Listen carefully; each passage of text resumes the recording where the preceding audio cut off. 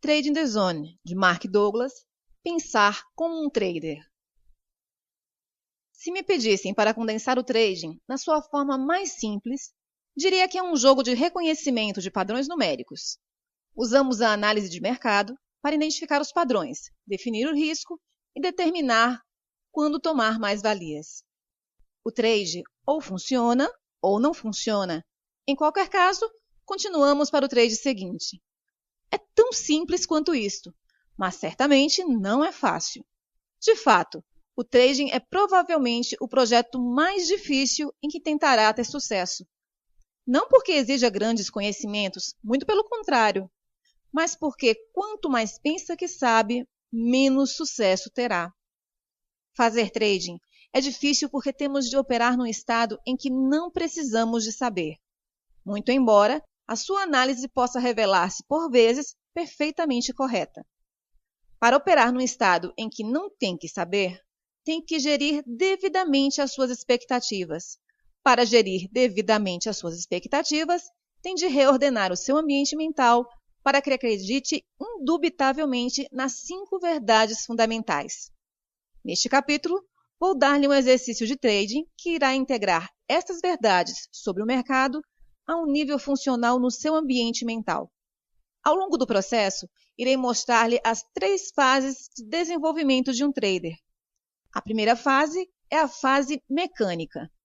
Nesta fase, um trader constrói a autoconfiança necessária para operar num ambiente sem limites, aprende a executar sem erros um sistema de trading, treina sua mente para pensar em probabilidades, as 5 verdades fundamentais, cria uma convicção forte e inabalável na sua consistência como trader.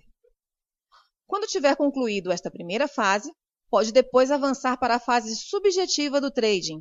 Nesta fase, usa o que já aprendeu sobre a natureza do movimento do mercado para fazer o que pretende.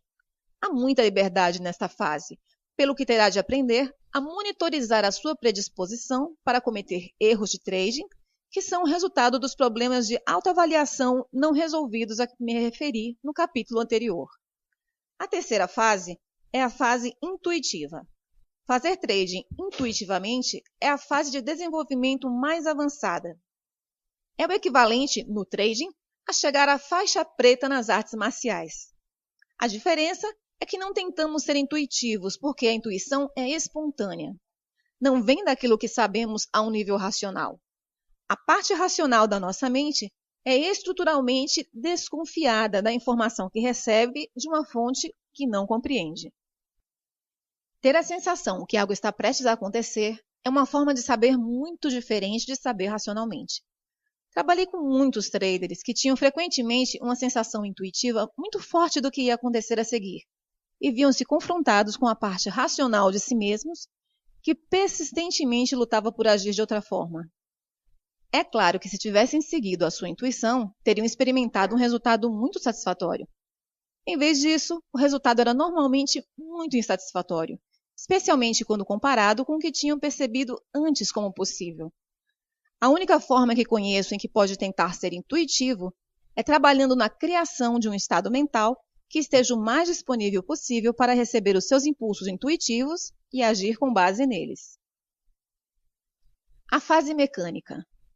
A fase mecânica do trading está especificamente concebida para construir o tipo de aptidões de trading, confiança, segurança e pensamento em probabilidades que irão compeli-lo a criar resultados sustentados. Defino resultados sustentados como uma curva de resultados em crescimento regular, mostrando perdas ligeiras, que são a consequência natural de oportunidades identificadas no mercado que não funcionaram.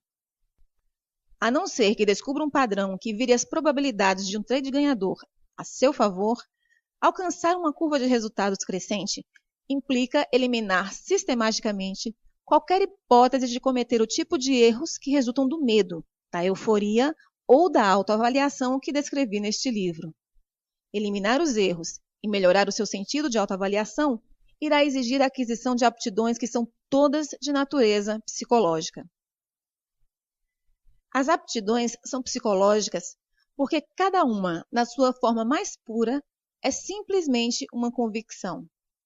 Lembre-se que as convicções determinam o nosso estado mental e moldam as nossas experiências de forma que reforçam constantemente aquilo que já acreditamos ser verdade.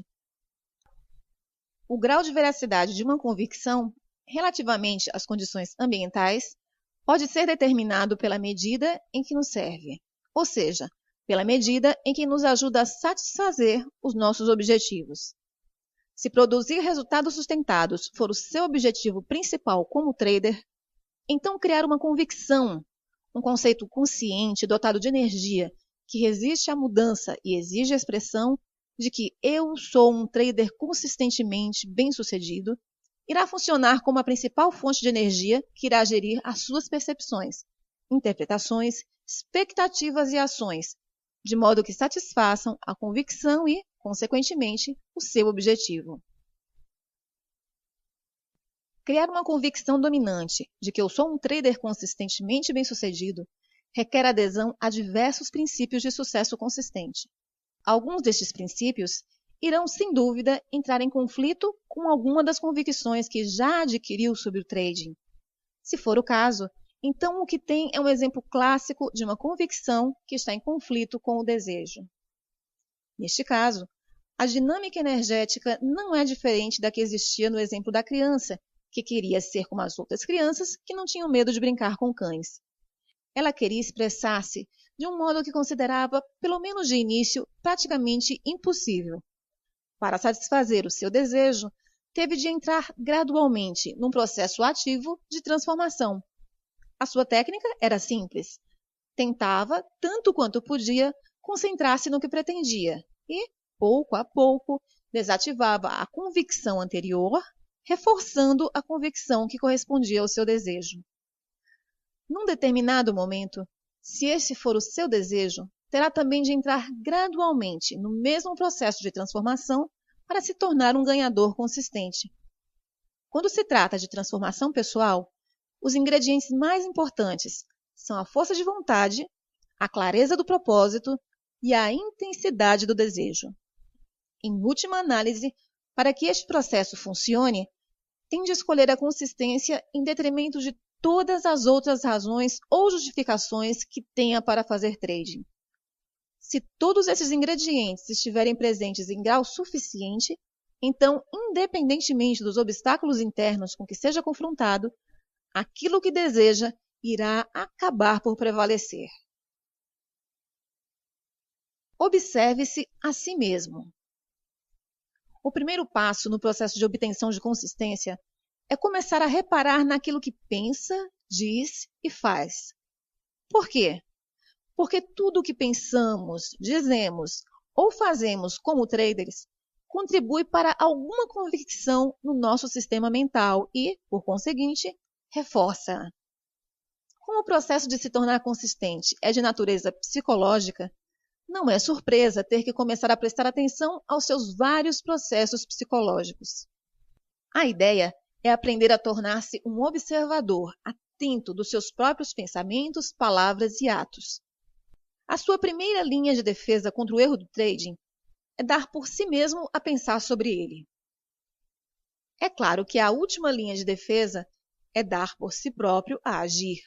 Se não se empenhar em tornar-se um observador atento destes processos, as suas tomadas de consciência virão sempre depois da ação, normalmente quando já está num profundo estado de arrependimento e frustração. Observar-se a si mesmo de forma objetiva implica fazê-lo sem sentido de reprovação ou crítica. Isso pode não ser fácil para algumas pessoas, tendo em conta o tratamento crítico e reprovador que ao longo das suas vidas podem ter recebido de outras pessoas. O resultado é aprender a associar o erro à dor emocional. Ninguém gosta de estar no estado de dor emocional, por isso é normal evitarmos tanto quanto possível reconhecer ou encarar um erro. Não encarar os erros das nossas vidas diárias normalmente não tem as mesmas consequências desastrosas se o fizermos como traders.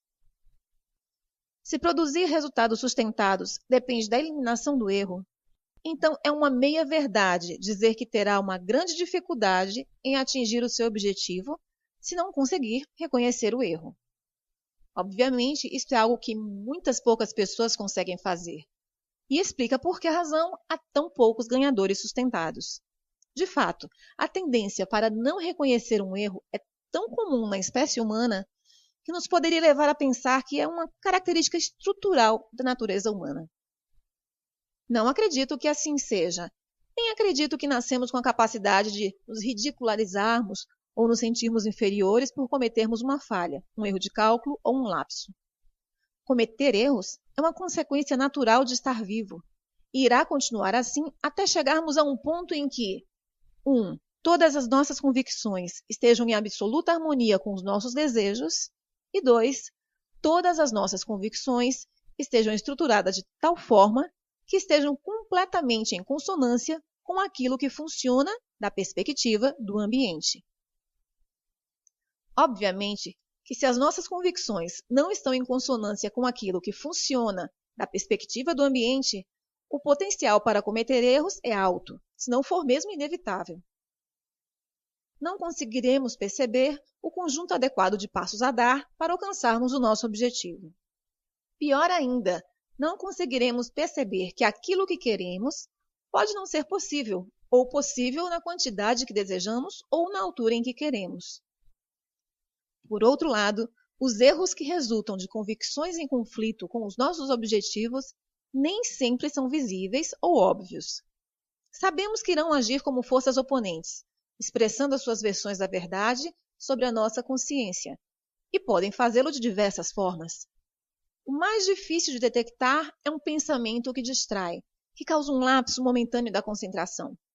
À primeira vista, isto pode não parecer significativo, mas, tal como na analogia da ponte sobre o desfiladeiro, quando está muito em risco, uma pequena distração pode resultar num erro de proporções desastrosas. Este princípio aplica-se seja ao trading, a eventos desportivos ou à programação informática.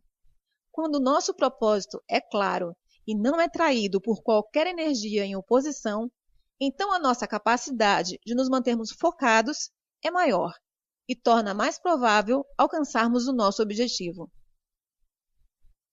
Defini anteriormente uma atitude ganhadora como uma expectativa positiva dos nossos esforços, com uma aceitação de que quaisquer que sejam os resultados, eles são um reflexo perfeito do nosso nível de desenvolvimento e daquilo que precisamos de aprender a fazer melhor.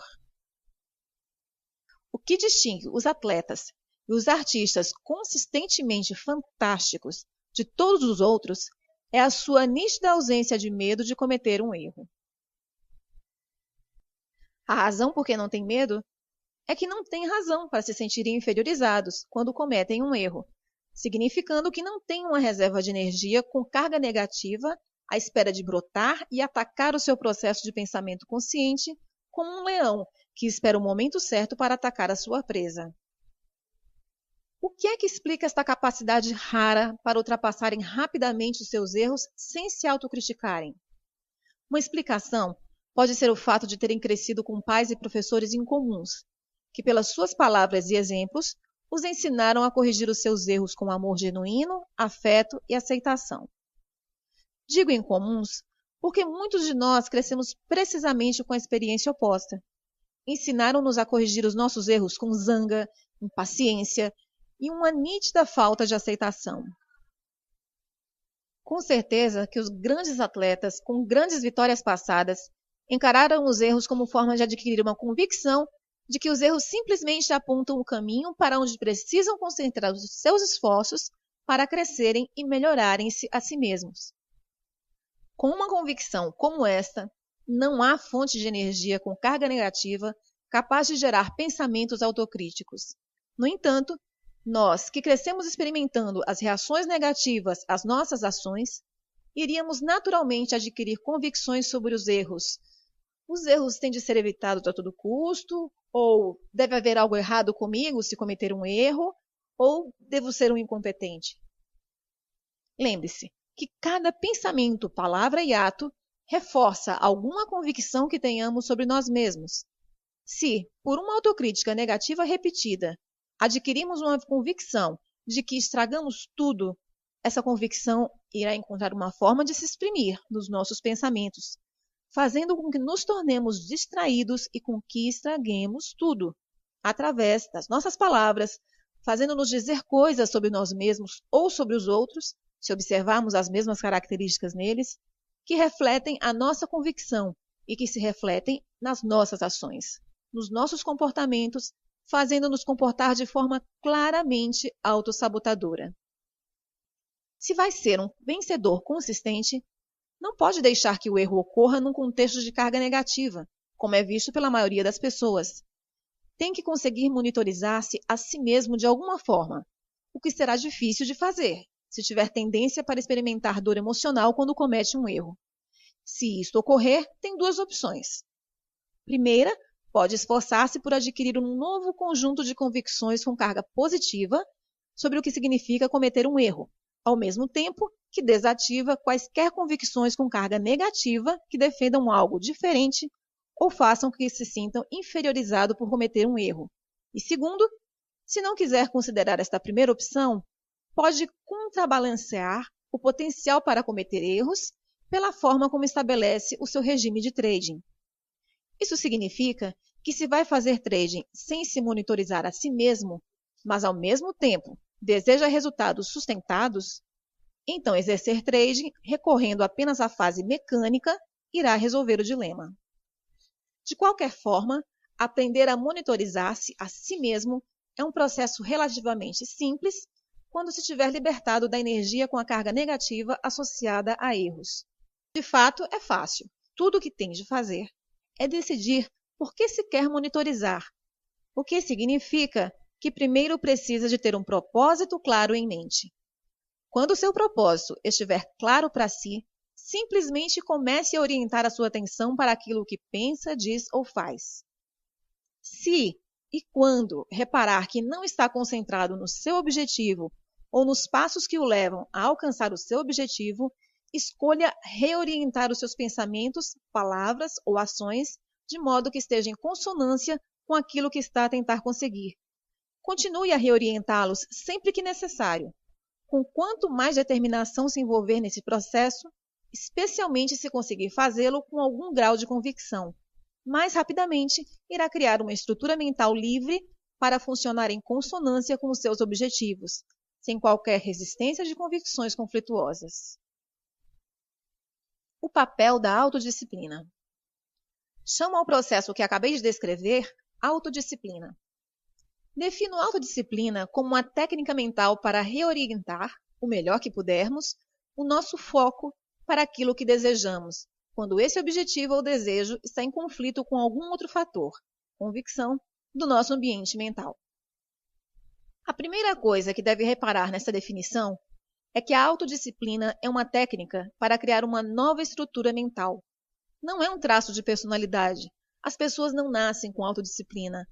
De fato, quando pensamos no modo como a defino, nem sequer é possível nascer-se com autodisciplina. No entanto, como uma técnica a ser usada no processo de transformação pessoal, qualquer um pode optar por a treinar.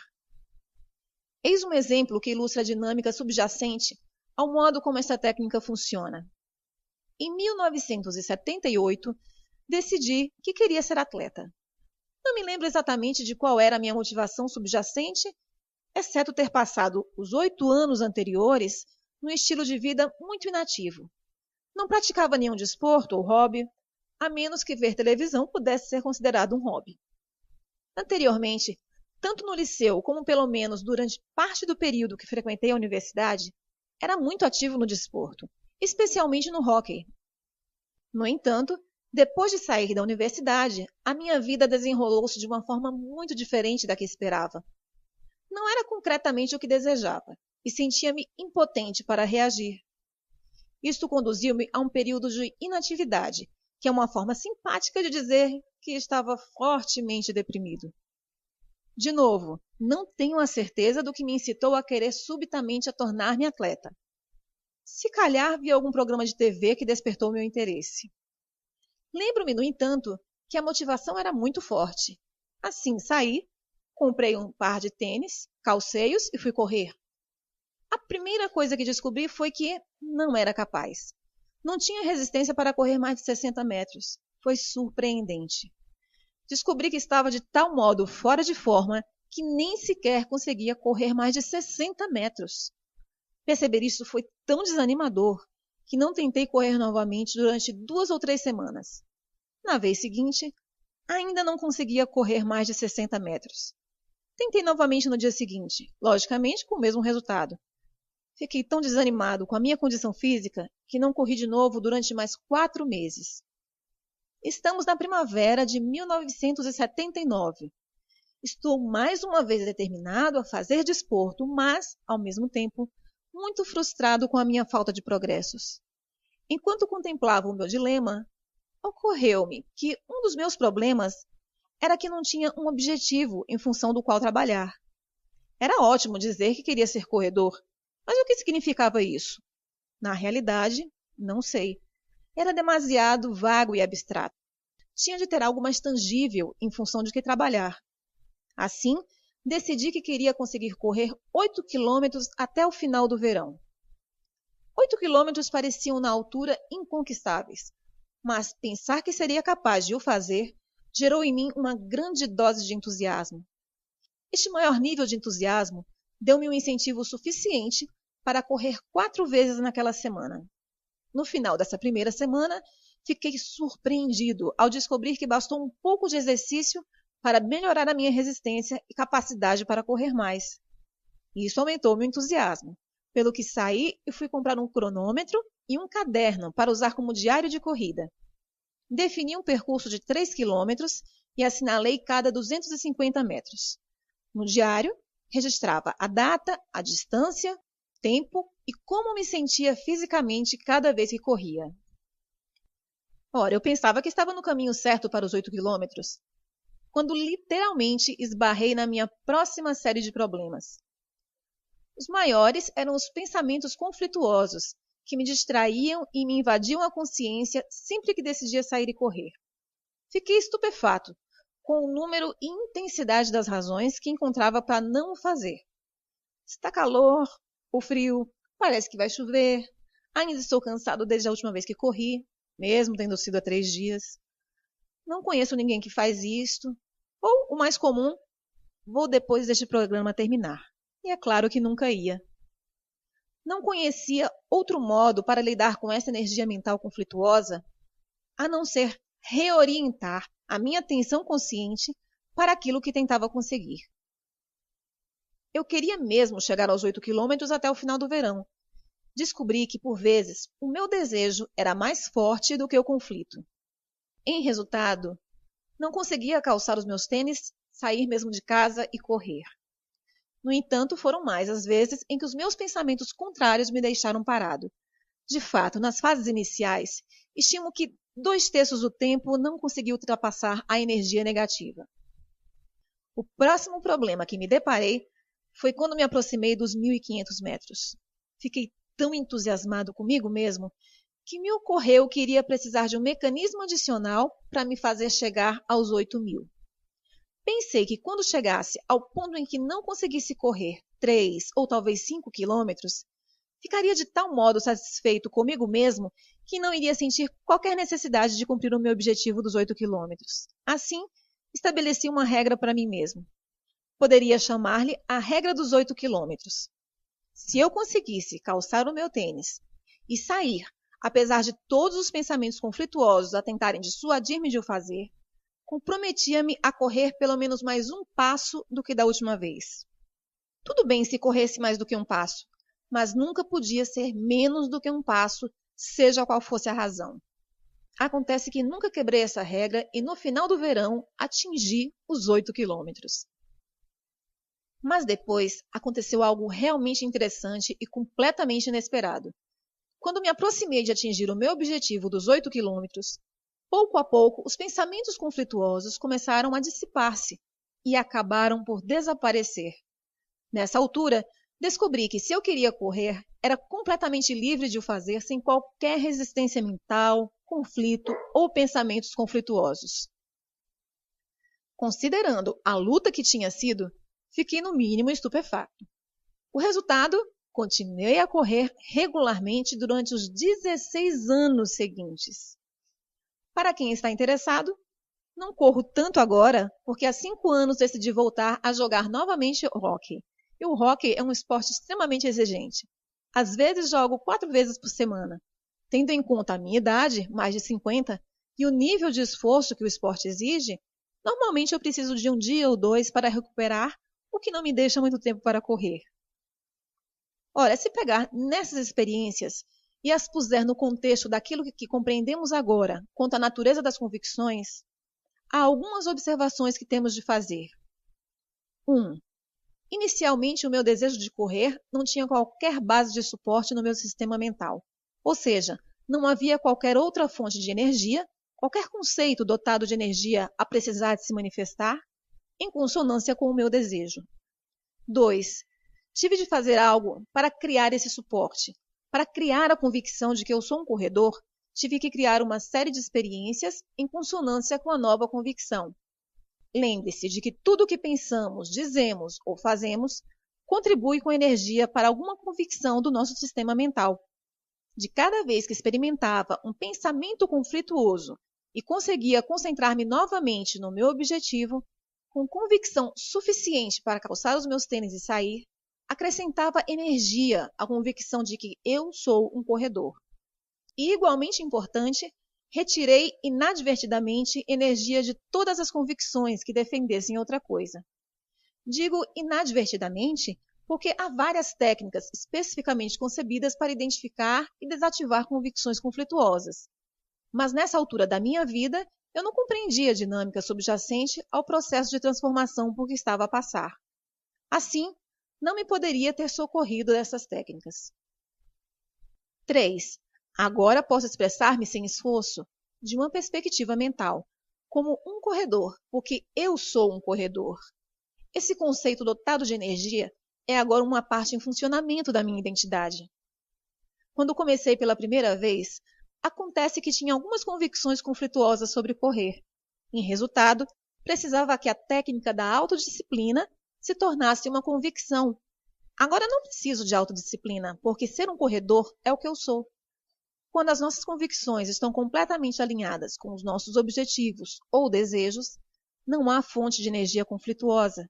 E se não há fonte de energia conflituosa, então não há fonte de pensamentos que cause distração, desculpas, racionalizações, justificações ou erros, consequentes ou subconscientes. 4. As convicções podem ser alteradas e, se for possível alterar uma convicção, então é possível alterar qualquer convicção, se compreendermos que na realidade não estamos a alterá-la, mas somente a transferir energia de um conceito para outro, permanecendo intacta a convicção que se pretende mudar. Por conseguinte, podem existir em simultâneo no nosso sistema mental duas convicções completamente contraditórias. Mas se tivermos retirado a energia de uma convicção e dotado totalmente de energia a outra, não existe contradição do ponto de vista funcional. Só a convicção combinada com a energia terá a capacidade para funcionar como uma força sobre o seu estado mental, sobre a sua percepção e interpretação da informação e sobre o seu comportamento. Ora, o único propósito de fazer trading mecanicamente é transformar-se a si mesmo num trader de sucesso consistente.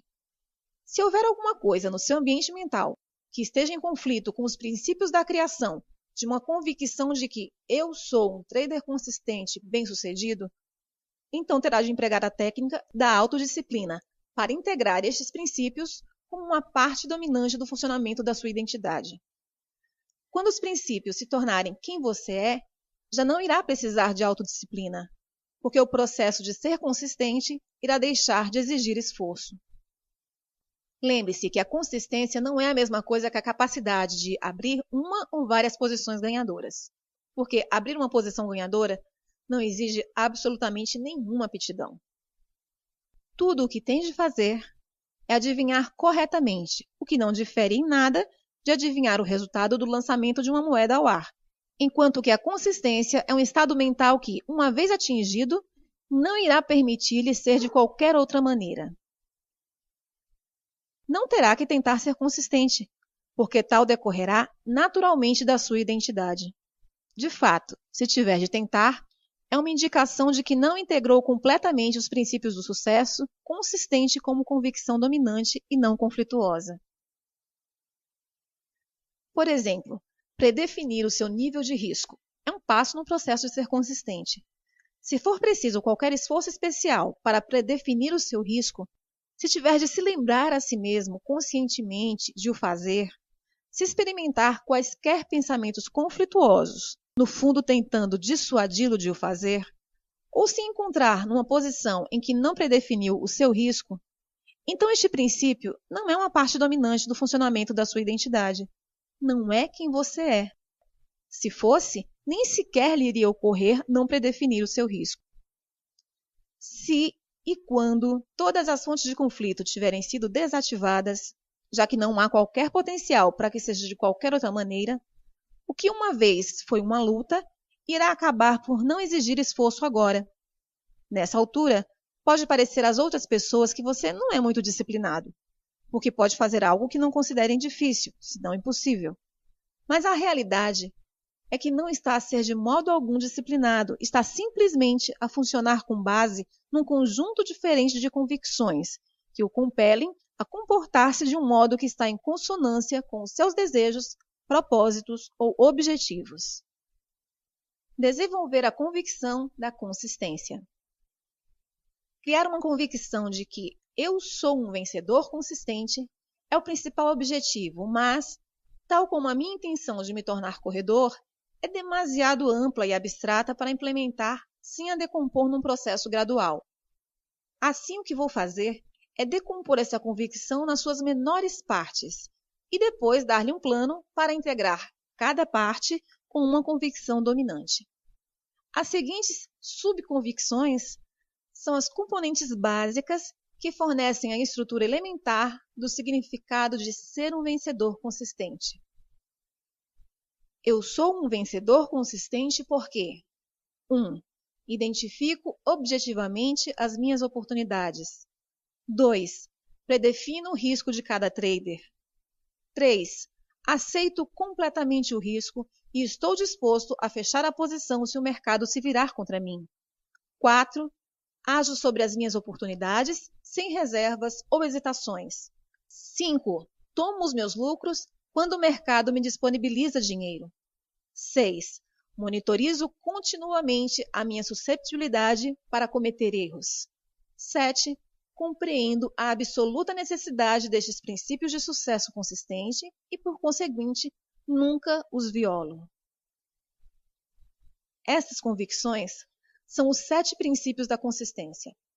Integrar estes princípios no seu sistema mental a um nível funcional exige que crie propositadamente um conjunto de experiências que estejam em consonância com eles. Isso não difere em nada da criança que queria brincar com cães ou do meu desejo de ser corredor. Antes de conseguir brincar com o cão, a criança teve primeiro que fazer várias tentativas para se aproximar de um cão. No final, quando o peso preponderante da energia no seu sistema mental foi transferido, conseguiu brincar com cães sem qualquer resistência interna. Para me tornar um corredor, tive de criar a experiência de correr contra tudo dentro de mim, a defender o contrário. No final, à medida que a energia era transferida para esta nova definição de mim mesmo, correr tornou-se uma expressão natural da minha identidade. É óbvio que aquilo que estamos a tentar conseguir é muito mais complexo do que tornar-se um corredor ou afagar um cão, mas a dinâmica subjacente a esses processos é idêntica. Comecemos com um objetivo específico.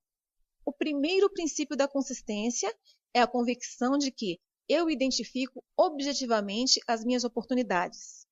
A palavra-chave aqui é objetivamente.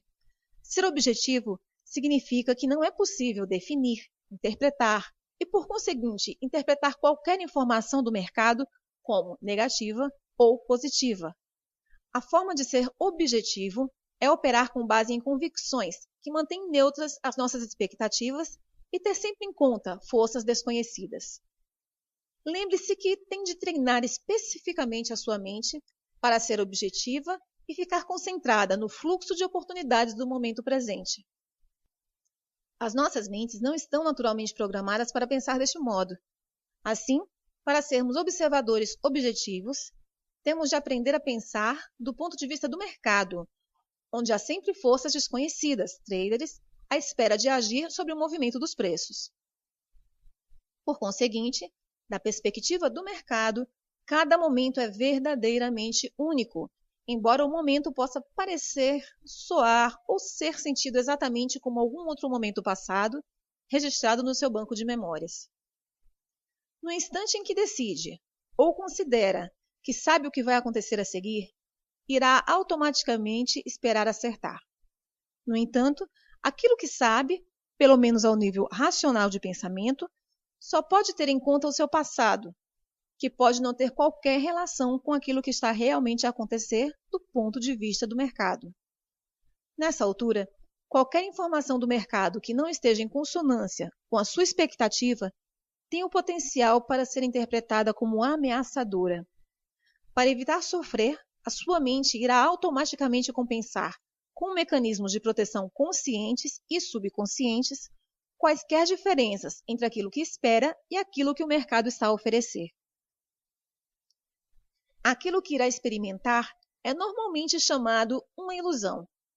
Num estado de ilusão, não somos objetivos, nem estamos ligados ao fluxo de oportunidades do momento presente. Em vez disso, tornamos-nos suscetíveis de cometer todos os erros de trading típicos. Hesitar, agir precipitadamente, não predefinir o risco, definir o risco, mas recusar a aceitar a perda, e manter aberta uma posição que vai agravar a perda, sair demasiado cedo de uma posição a ganhar, não pegar lucros, entrar em perdas numa posição que já tinha ganhos, alterar uma ordem de stop para um ponto mais perto do ponto de entrada, ficar de fora temporariamente e observar o mercado a transacionar novamente ao seu favor, ou entrar numa posição demasiado grande em relação ao capital. As 5 verdades fundamentais sobre o mercado irão manter neutras as suas expectativas, focar a sua mente no fluxo de oportunidades do momento presente, ao dissociar o momento presente do passado, e, por conseguinte, eliminar o seu potencial para cometer estes erros. Quando parar de cometer erros de trading, irá começar a confiar em si mesmo. À medida que o seu sentido de autoconfiança aumentar, também irá aumentar a sua segurança. Quanto maior for a sua segurança, mais fácil será executar os seus trades, agir sobre as suas oportunidades sem reservas ou hesitações. As 5 verdades irão também criar um estado mental em que irá genuinamente aceitar os riscos de trading. Quando aceitar genuinamente os riscos, estará tranquilo com qualquer resultado. E quando estiver tranquilo com qualquer resultado, irá experimentar um estado mental despreocupado e objetivo, em que se disponibiliza para perceber e agir sobre qualquer coisa que o mercado lhe estiver a oferecer, do ponto de vista do mercado, num determinado momento presente. O primeiro objetivo é integrar a convicção dominante que eu defino objetivamente as minhas oportunidades. O desafio agora é: como chegar lá? Como é que se transforma numa pessoa que pensa consistentemente da perspectiva do mercado? O processo de transformação começa com o seu desejo e a sua disposição para se focar de novo no objeto do seu desejo, a autodisciplina. O desejo é uma força. Não tem de coincidir ou estar de acordo com algo em que acredite ser a verdade sobre a natureza do trading. Um desejo claro que vise diretamente um objetivo específico é uma ferramenta muito poderosa. Pode usar a força do seu desejo para criar uma versão ou dimensão inteiramente nova para a sua identidade, transferir energia entre 2 ou mais ideias em conflito, ou mudar o contexto ou a polarização das suas memórias de negativa para positiva. Tenho a certeza que conhece a expressão decida-se. A implicação de nos decidirmos é escolhermos exatamente aquilo que queremos com tanta clareza, sem dúvidas e com tanta convicção que literalmente nada se atravessa no nosso caminho, seja interna ou externamente. Se houver força suficiente por detrás da nossa resolução, é possível experimentar uma grande mudança na nossa estrutura mental, praticamente de forma instantânea. Desativar conflitos internos não é uma questão de tempo. é um desejo centrado na finalidade, embora possa ser preciso uma quantidade considerável de tempo para chegar ao ponto em que realmente nos decidimos. De outro modo, na ausência de uma clareza e uma convicção extremas, a técnica da autodisciplina, com o tempo, irá fazer esse trabalho bastante bem, se, é claro, estiver disposto a usá-la. Para lá chegar, tem de decidir com o máximo de convicções e clareza que, acima de outra coisa qualquer, deseja a consistência, o estado mental de confiança, segurança e objetividade do seu trading. Isso é necessário, porque se for como a maioria dos traders, irá enfrentar algumas forças conflituosas muito temíveis. Por exemplo, se tem estado a fazer trading para se sentir bem com a euforia de pegar um grande movimento, para impressionar sua família e amigos, para ser um herói, para satisfazer uma dependência econômica, para acertar nas suas previsões ou por qualquer outra razão que não tenha nada a ver com ser consistente, então irá descobrir que a força destas outras motivações irá não só agir como um obstáculo, dificultando muito o exercício de trading que estou prestes a dar-lhe, mas podia muito bem ser suficientemente forte para o impedir de fazer sequer o exercício. Lembra-se da criança que não tinha desejo de ser como as outras crianças e interagir com cães? No fundo, decidiu viver com a contradição ativa, a sua convicção minimamente dotada de carga positiva de que nem todos os cães são perigosos e a sua convicção elementar, dotada de carga negativa, de que todos os cães são perigosos. Teve a capacidade de ver cães brincalhões, mas ao mesmo tempo considerou impossível interagir com eles. A menos que deseje mudá-lo, o desequilíbrio de energia entre estas duas convicções irá permanecer exatamente como está durante toda a sua vida. Só para começar o processo, tem de querer tanto a consistência que tem de estar disposto a desistir de todas as outras razões, motivações ou planos para fazer trading que não estejam em consonância com o processo de integração das convicções para criar consciência. Um desejo claro e intenso é um pré-requisito incondicional se quer fazer com que este processo funcione com você.